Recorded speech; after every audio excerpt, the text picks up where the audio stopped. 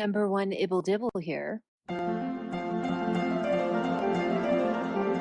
Hello, friends, and welcome to the latest installment of Meghan in Vogue. In this series, I forensically review the September issue of British Vogue that Meghan guest edited. Over the same time period, she orchestrated Megxit, because while on the surface it's a fashion magazine, when you peel back the layers of the onion, as Meghan would say, revealed is the terrorist manifesto of the ultimate spoiled trophy wife to ever rip apart her husband's birth family, the goat of the game, the archetype, if you will. It's an equally intriguing and galling insight into the manipulations Meghan used to isolate an otherwise complacent man who previously derived the bulk of his identity from his role within his family and his status thanks to being part of his family. Manipulations usually require justifications to be accepted by their victim, and Meghan, perhaps in her gloating narcissism, seems to have shared the sources of not just the platitudes and buzzwords she works into every word salad she vomits up, but the psychology and human resources management-based strategies she used to take Harry for the fool he is. In today's installment, we are looking at a pat little article about surviving social media by Brené Brown. But who is Brené Brown really? Meghan tends to surround herself with like-minded charlatans. Is Brené one of them? According to her TED speaker bio, Brené Brown is a research professor at the University of Houston, where she holds the Huffington Foundation Brené Brown Endowed Chair at the Graduate College of Social Work. She's also a visiting professor in management at the University of Texas at Austin, McCombs School of Business. Now, I've mentioned on my channel before exactly how little I think of Ariana Huffington, so of course the first thing I did was look up Brené Brown's research to understand why a billionaire who made her second fortune, her first being Republican oil money she married into, off of a website that published often fake, unfact-checked articles from over 100,000 unpaid, unvetted contributors, who knows what proportion of which were actually bots, trolls, think tanks, PR professionals, and foreign misinformation units, as news,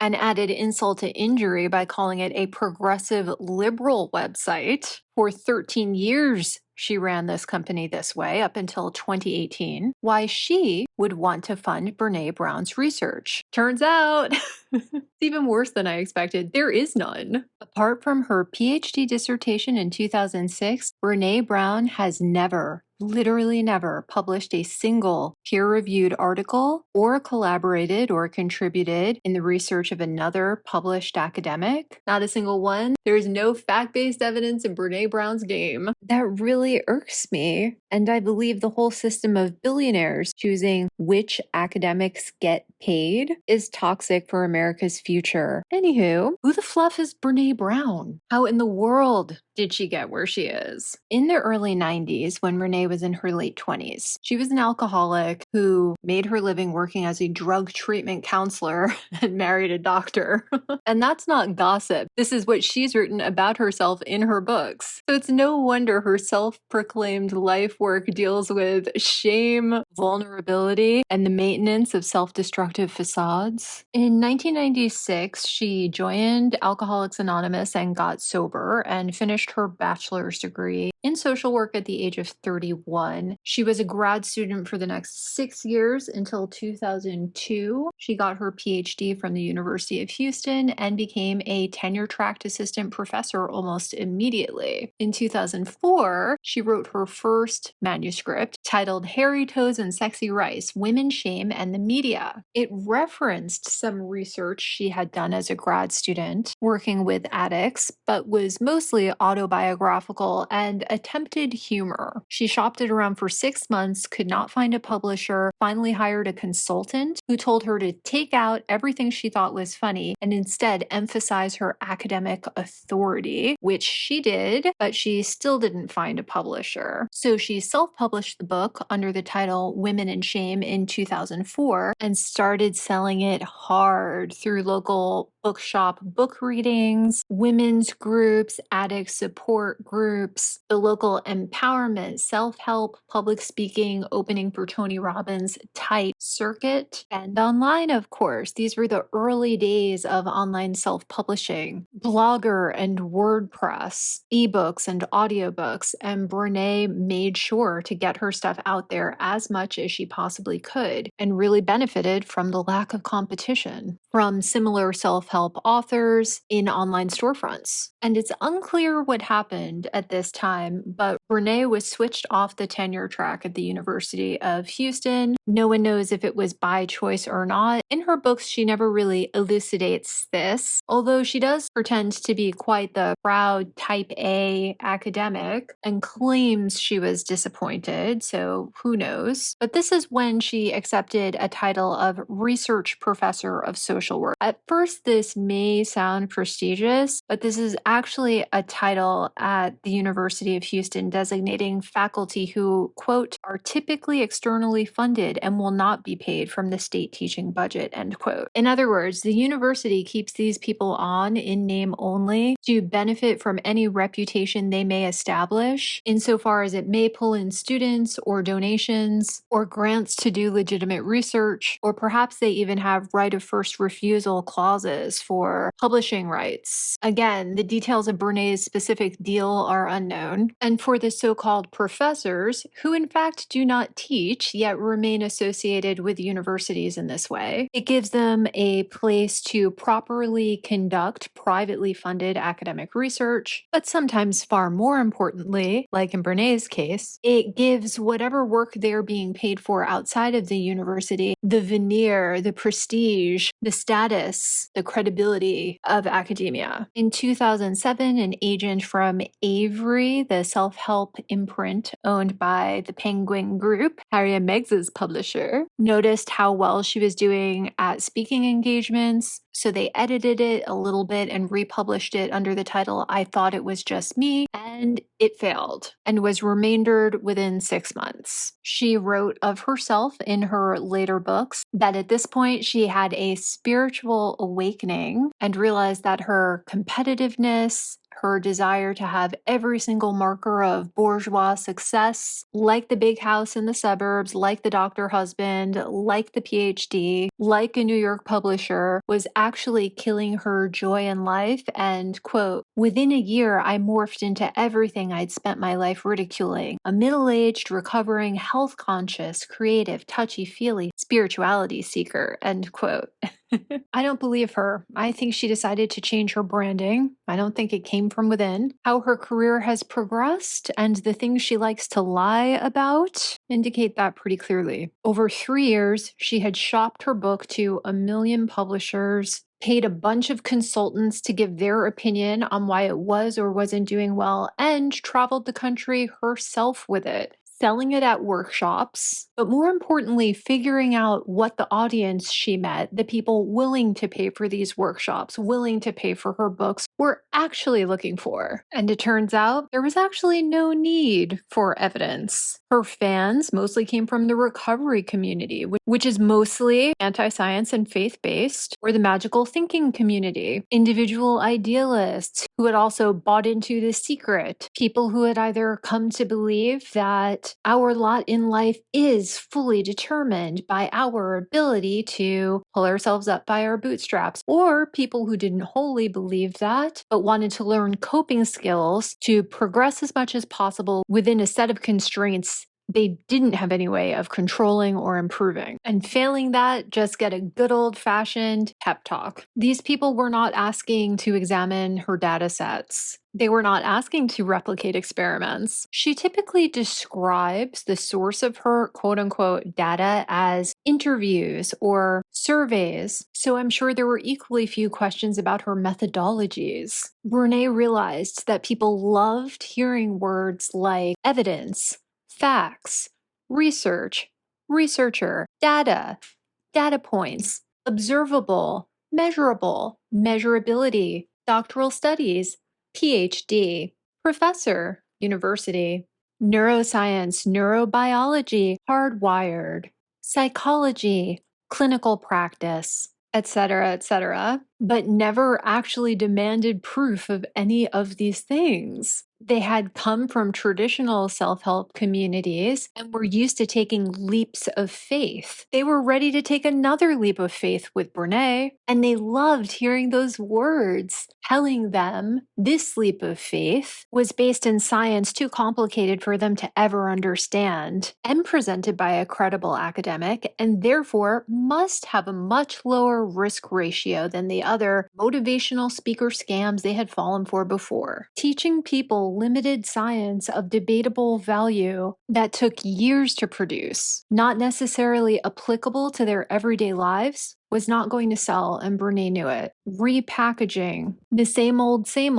but repositioning it as coming from a vulnerable woman, not a Tony Robbins, from a researcher with a PhD, not Oprah, could make her the biggest thing in self help. This is the strategy she tried in her next book, The Gifts of Imperfection, and it worked. She constantly refers to herself in her books and her speeches as a scientist and a researcher when that's simply not the case. I don't think she's ever run anything more than the occasional marketing survey or focus group, but she was never really trained as a scientist in the first place. Her degrees are in social work. Moreover, she was a licensed master social worker, not a licensed clinical social worker. A very important difference considering she also refers to herself as a therapist, which she is not. A licensed master social worker and a licensed clinical social worker are different in that both have a master's degree and practice social work, but an LCSW can diagnose and provide counseling for mental health conditions, while an LMSW, like Brené, is not authorized to diagnose conditions or provide counseling without supervision. If you think I'm exaggerating how deceptive she is and how very good she's become at selling these lies,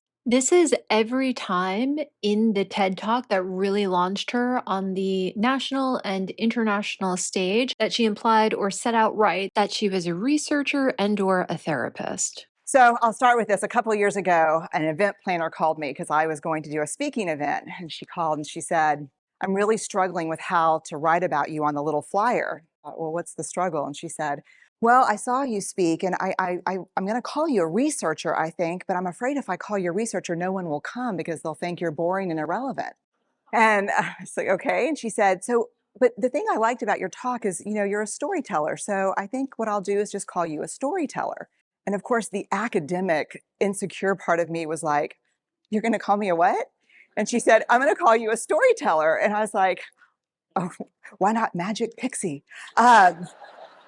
I was like, let me think about this for a second. And so I tried to call deep on my courage. And I thought, I am a storyteller. I'm a qualitative researcher. I collect stories. That's what I do. And maybe stories are just data with a soul, and maybe I'm just a storyteller. So I said, you know what? Why don't you just say I'm a researcher storyteller? And she went, there's no such thing. So I'm a researcher or storyteller. I want to talk to you and tell some stories about a piece of my research that fundamentally expanded my perception. When I was a young researcher, doctoral student, my first year, I had a research professor who said to us, here's the thing. If you cannot measure it, it does not exist. A bachelor's in social work, a master's in social work, and I was getting my PhD in social work. So my entire academic career was surrounded by people who kind of believed in the life's messy, love it, and I'm more the life's messy, clean it up, organize it, and put it into a bento box. And so to think that I had found my way, to found a career that takes me, really one of the big sayings in social work is lean into the discomfort of the work. And I'm like, knock discomfort upside the head and move it over and get all A's. That was my mantra. So I was very excited about this. And so I thought, you know what? This is the career for me because I am interested in some messy topics, but I want to be able to make them not messy. I want to understand them. I want to hack into these things that I know are important and lay the code out for everyone to see. What we know is that connection, the ability to feel connected, is neurobiologically, that's how we're wired. It's why we're here. So very quickly, really about 6 weeks into this research, I ran into this unnamed thing that absolutely unraveled connection in a way that I didn't understand or had never seen. And so I pulled back out of the research and thought, I need to figure out what this is. And it turned out to be shame. And you know how I feel about vulnerability. I hate vulnerability. And so I thought, this is my chance to beat it back with my measuring stick. I'm going in, I'm going to figure this stuff out. I'm going to spend a year. I'm going to totally deconstruct shame. I'm going to understand how vulnerability works, and I'm going to outsmart it. And this may be one of the most important things that I've ever learned in the decade of doing this research. My 1 year has turned into 6 years, thousands of stories, hundreds of long interviews, focus groups. At one point, people were sending me journal pages and sending me their stories, thousands of pieces of data. And 6 years. And I kind of got a handle on it. I kind of understood this is what shame is, this is how it works. I wrote a book, I published a theory, but something was not okay. There was only one variable that separated the people who have a strong sense of love and belonging and the people who really struggle for it. What do these people have in common? And I have a slight office supply addiction, but that's another talk. So I had a manila notebook, a manila folder, and I had a Sharpie. And I was like, what am I going to call this research? And the first words that came to my mind were wholehearted. These are kind of wholehearted people living from this deep sense of worthiness. So I wrote at the top of the manila folder and I started looking at the data. In fact, I did it first in this in a 4-day, very intensive data analysis where I went back, pulled these interviews, pulled the stories, pulled the incidents. What's the theme? What's the pattern? My husband left town with the kids because I always go into this kind of Jackson Pollock crazy thing where I'm just like writing and going and kind of just in my researcher mode. I personally thought it was betrayal. I could not believe I had pledged allegiance to research, where our job, the definition of research is to control and predict, to study phenomenon for the explicit reason to control and predict. And now my mission to control and predict had turned up the answer that the way to live is with vulnerability. This led to a little breakdown. I call it a breakdown. My therapist calls it a spiritual awakening. And I had to put my data away and go find a therapist. Let me tell you something. You know who you are when you call your friends and say, I think I need to see somebody who, do you have any recommendations? Because about 5 of my friends are like, woo, I wouldn't want to be your therapist. I was like, what does that mean? And they're like, I'm just saying, don't bring your measuring stick. So I found a therapist. I brought in my list of the way the wholehearted live. She said, what's going on? And I said, and this is a therapist who sees therapists because we have to go to those because their BS meters are good. And I said, but here's the thing, no family stuff, no childhood shit. I just need some strategies. And so then I went back into the research and spent the next couple of years really trying to understand what the wholehearted. And I think there's evidence. And it's not the only reason this evidence exists, but I think that it's a huge cause. We are the most in debt, obese, addicted, and medicated adult cohort in US history. The problem is, and I learned this from the research, that you cannot selectively numb emotion. And I know that's knowing laughter. I hack into your lives for a living. I know that's God. You know how blame is described in the research? A way to discharge pain and discomfort. We perfect, if there's anyone who wants their life to look like this, it would be me. And we perfect, most dangerously, our children. Let me tell you what we think about children. They're hardwired for struggle when they get here. Again, not a single published paper, and none of what she's talking about was in her published dissertation. And again, not a therapist. She doesn't have the right kind of social work degree for that. She did not study psychology. She did not study psychiatry. This TED Talk was only 20 minutes long, but that was a full 6 minutes of her establishing credibility. Did you buy it? I was genuinely shocked when I read her CV and her dissertation, which was about shame but was totally unrelated to any of the claims she makes in this talk and has no attached data to draw them from. I'll link it in my description box below if you'd like to check yourself. And these are the supposed results of the thousands of data points and years of research that only her brilliant, superior mind could interpret. And I know that vulnerability is kind of the core of shame and fear and our struggle for worthiness, but it appears that it's also the birthplace of joy, of creativity, of belonging, of love.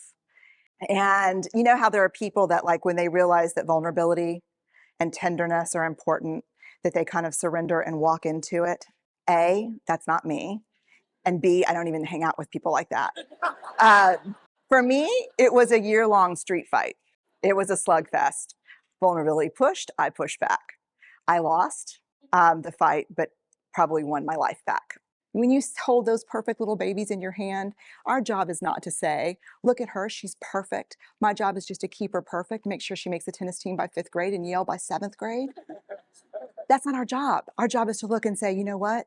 You're imperfect and you're wired for struggle, but you are worthy of love and belonging. Show me a generation of kids raised like that, and we'll end the problems I think that we see today. We pretend that what we do doesn't have an effect on people. I would say to companies, this is not our first rodeo, people.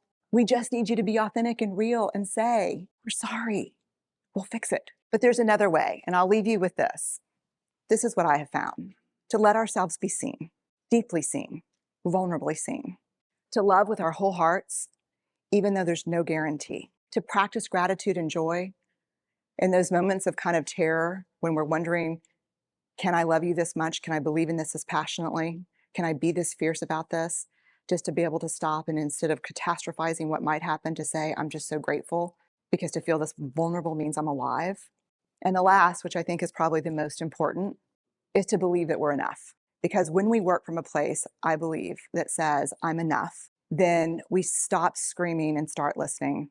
We're kinder and gentler to the people around us, and we're kinder and gentler to ourselves. I'm not saying all of her ideas are bad, although some of them have been debunked. I'm saying they're clearly not observed, quantified, measured, replicated, new, or even hers. This is obviously just recycled self help 101 shit. How to Win Friends and Influence People, Dr. Spock, the AA Big Book. Clearly, none of these concepts originated in the early 2000s at the University of Houston. And this is just one TED Talk. Brené has been dining out on this for 15 years. She's had several TED Talks, published 9 books, got a multi-million-dollar podcast deal, a Netflix special.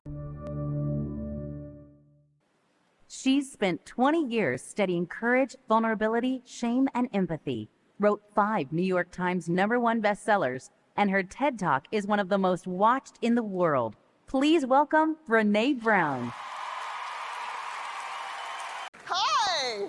Oh, it's you. Runs corporate workshops, charges hundreds of thousands per speech. Unlike H&M, she actually can command $500,000 or more for a speech at a Fortune 500 company, and sells at least 2 separate $1,700 online courses and licenses trademarked curricula to corporate HR departments. Companies are actually using her vulnerability, authenticity, accountability, courage, empathy, workbooks, and little group confession sessions as a union busting strategy, making employees feel that they can go directly to the company when they should be going directly to their union and/or a lawyer, and mandating related disclosure as part of their Brené corporate seminar program. With a schedule like that, where would you find the time to do actual research? I'll just read you the titles of her books to give you an idea of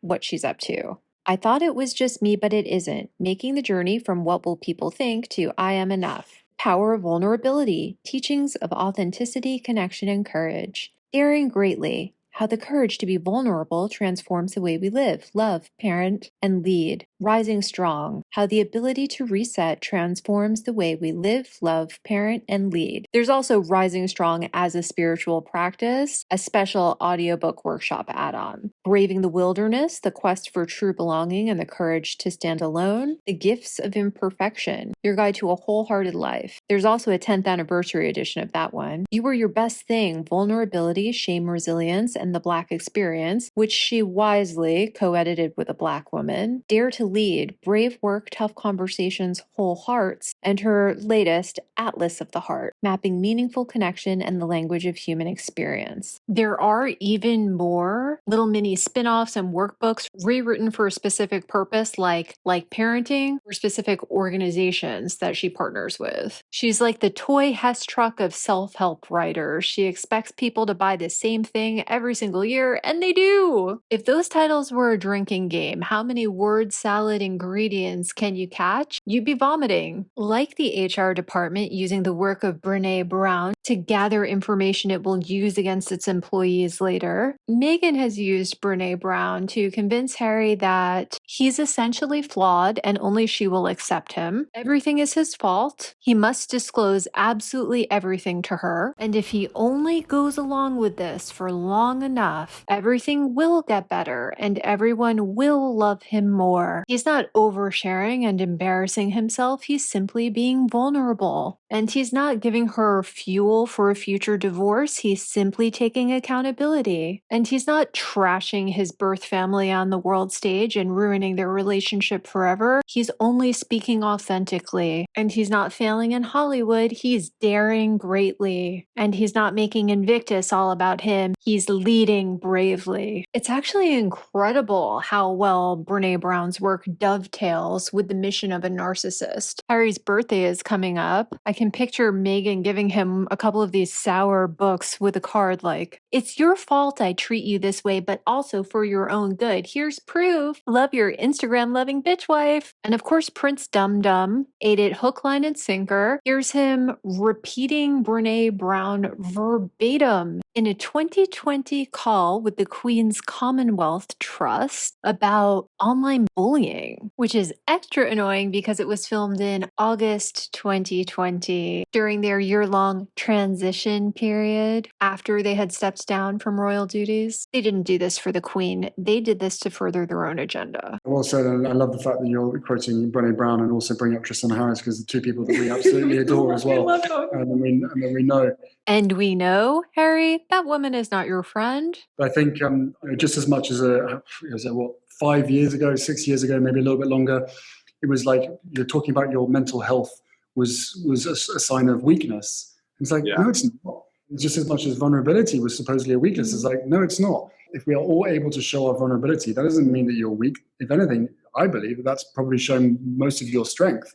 And if you're so in touch with your emotions and you know where you are on each day, well, that's a superpower. Here's a wacky idea. Stop labeling people, including yourself, as weak or strong. Because if everybody else is still stuck in the old way, then the new way is surely to be able to think differently and think ahead of everybody else. And even expand it beyond your mental health. It's so much bigger than that. The holistic approach, it's not just what's going on in your head. What's going on in here. It's people really acknowledging you're having an entire experience as a human being, and it's not just going to be what's going on in your head. It's a fully fledged emotional experience. And so that's why we really focus on, especially in the digital space, the emotional well-being that you speak of, because it's that's going to be the way that we all get through any sort of crisis, but even just the day to day. And that's it, right? It's exactly what we've all been talking about. Why not profit off compassion and empathy, right? It's definitely possible. Everyone we've spoken to says it's possible. So, maybe the time has come to be able to create the antidote, to be able to create the alternative on a global scale. Because whether you're on these platforms or not, whether you're a user or not, you're still plugged into this giant global nervous system of which the happiness and the misery of the world is felt universally.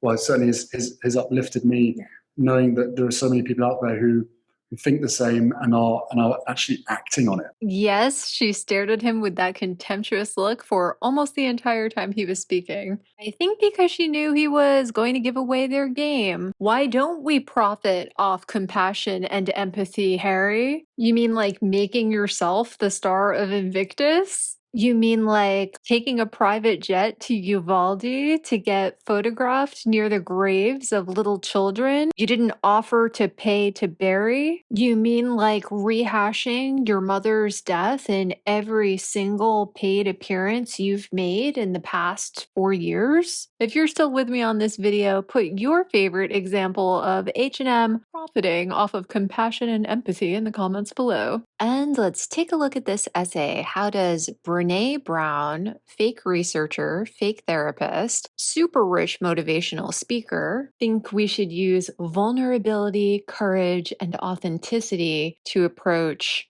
social media? The only unfollow that broke my heart. Brené Brown, researcher and expert on vulnerability and courage, on coping with social media cruelty. The best way to describe the modern social media struggle comes from my 5th generation Texan upbringing. It's a shit show. LOL, wow. She's so relatable. I always thought I'd reach a point in my life and my career where social media got easier and cruel comments didn't bother me. For better and worse, I now know that that day is never coming. Very weird to start this on a fatalist note, okay? I guess that's one way to really control expectations, make people think that no improvement still counts as a successful outcome of taking your advice. I could stop reading comments altogether, but then I wouldn't get to reply to and connect with the 99% of people who are wonderful and who teach me so much about myself and the world. Here's the rub. We are neurobiologically hardwired for connection. When we stop caring what anyone thinks, we diminish our opportunities for connection. And we've got a far bigger problem than a belittling remark. Okay, is she pretending that considering the source doesn't exist? Is she pretending that context doesn't matter? There's a big difference between stopping caring what anyone thinks and reacting to social media comments commensurately with their importance to your life. I'm genuinely scared. Is Brené as much of a cajillionaire victim as H&M? Yet, when we allow ourselves to be defined by what people think, we lose our capacity for authenticity and courage. Very debatable. First of all, you never lose your capacity for a certain amount of change. Don't ever let anyone tell you different. Second, if we care very much about what other people think and they have very high positive expectations of us, like a good parent, for example, do we not authentically become that person, that better person? Does it not require some bravery to even try to meet expectations? You notice how Brené never has any data and stats when she needs them?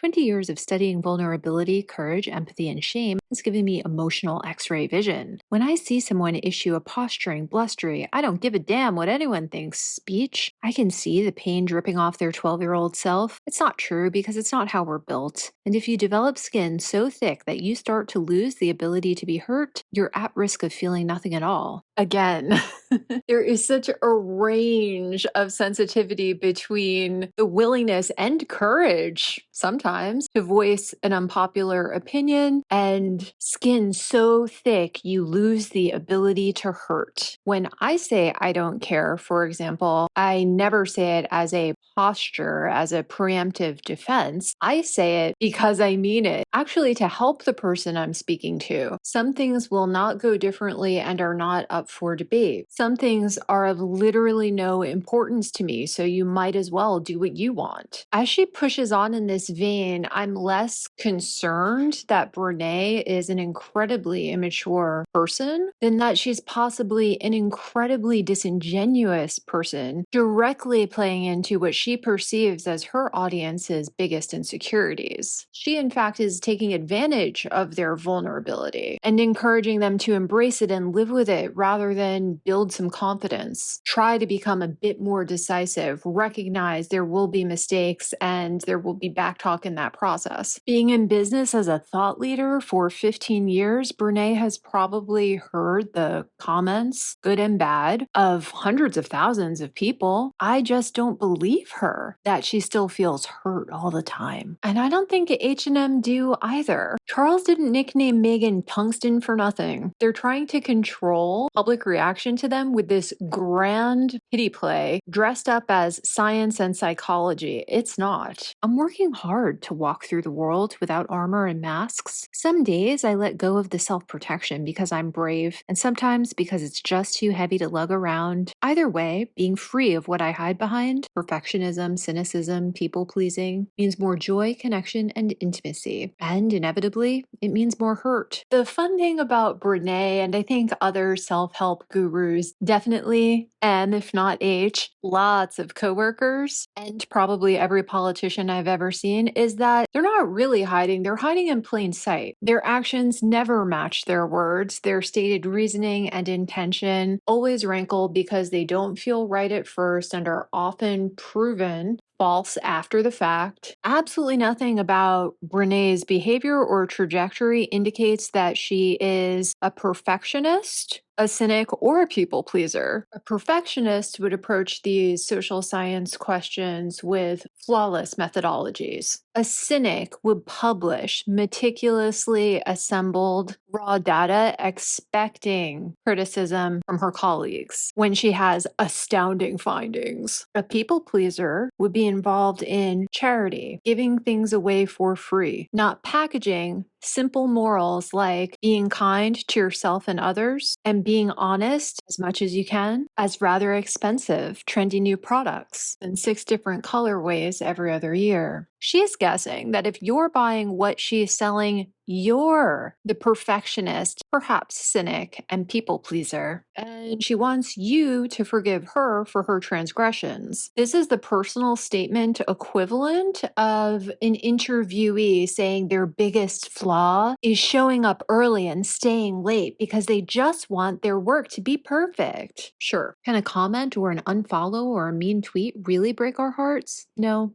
Heartbreak is a function of love, but the social media vitriol can make us feel small, ashamed, embarrassed, or enraged. I've tried a couple of social media hurt reduction strategies over the past 2 years. Ooh, juicy. To me, the most obvious strategy would be for Brené to stop lying about her credentials and where she gets her ideas from. She should feel small, ashamed, and embarrassed about that. And if she feels enraged when people bring it up, that's indicative of her true nature and well within her control to stop. But that would cost her money, so I'm excited to see what she tried instead. It first turned out pretty awful. I responded. That sounds innocent enough, but when you study vulnerability in people for a living and you have CIA level reconnaissance research skills, as well as a surprisingly deep capacity for verbally beating the crap out of people who hurt you or hurt the people you love, it's devastating.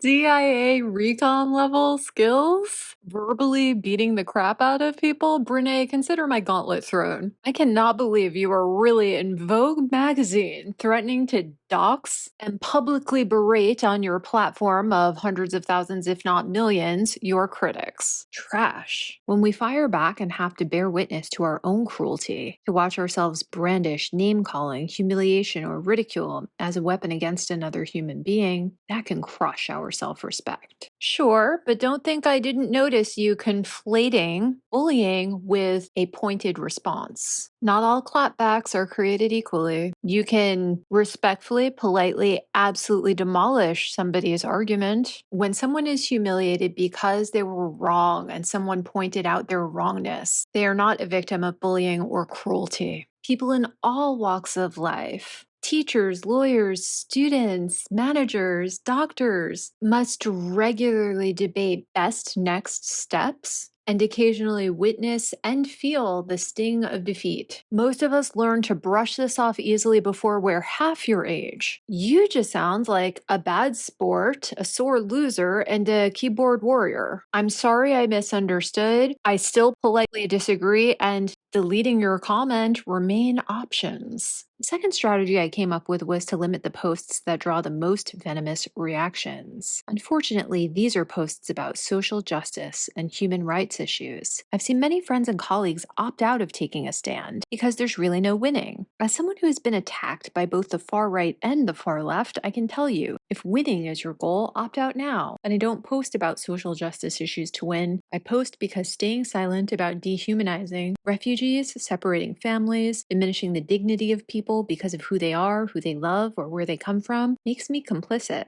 Win what? Business, friends, influence? a debate. Some people are too rude, stupid, illogical, or brainwashed to engage with. It's simply a waste of time. Moreover, this is pretty crass virtue signaling, not only because you're positioning yourself as a better, less culpable person than your friends and colleagues who don't post about social justice issues, but because you yourself do very little to actually forward social justice. Spreading awareness is just a self serving myth for people like Brené. Even 4 years ago, when this was published, awareness of social justice issues was high. Organized action was and remains in short supply. Make no mistake, choosing comfort over standing up for what we believe is true and important will sever our connections to ourselves. Why? Because we must belong to ourselves before we belong anywhere else. When we betray ourselves to fit in, be liked, not cause problems, avoid discomfort, sidestep conflict, or not disappoint people, we break our own hearts. Unfollowing your beliefs for others is the real threat. Brené reveals that she is only speaking to, or perhaps even thinking about, a quite privileged audience, which I suppose is fair. Vogue readers.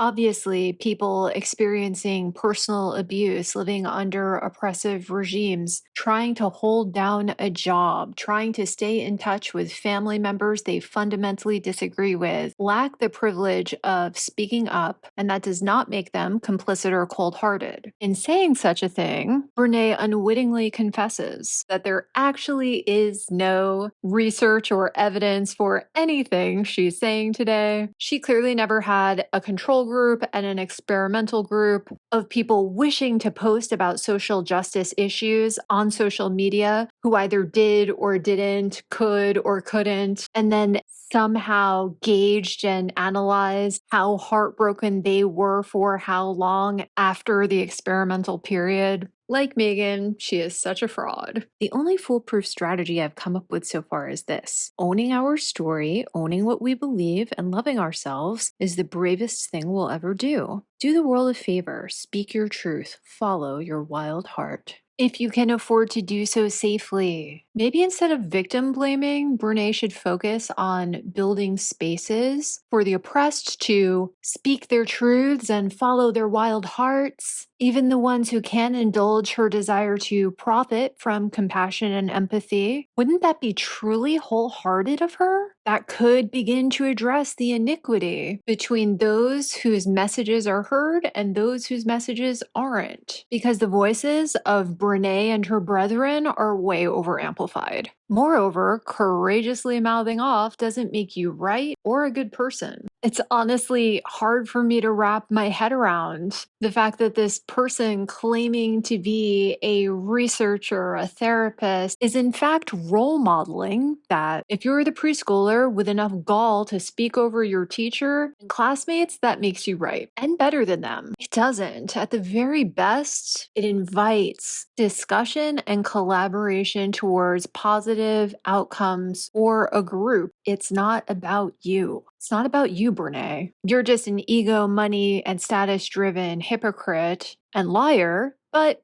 you're being so at Meghan's invitation in Vogue magazine, at least inspired a fruitful discussion on my YouTube channel today. Let me know in the comments below if you've read any Brené Brown, if you've liked her or disliked her. I know she's extremely popular. Do you think their work is where H&M picked up their signature strategy of playing victim while using all their might to be perceived as right in traditional and social media? Are you as sick as I am of bad actors like Brené claiming to be from the science community, encouraging grifter influencers like H&M to profit off of mental health, wellness, illness, or fitness, whatever they feel like calling it this week? Let me know in the comments below. Toodles! Don't forget to like, share, and subscribe.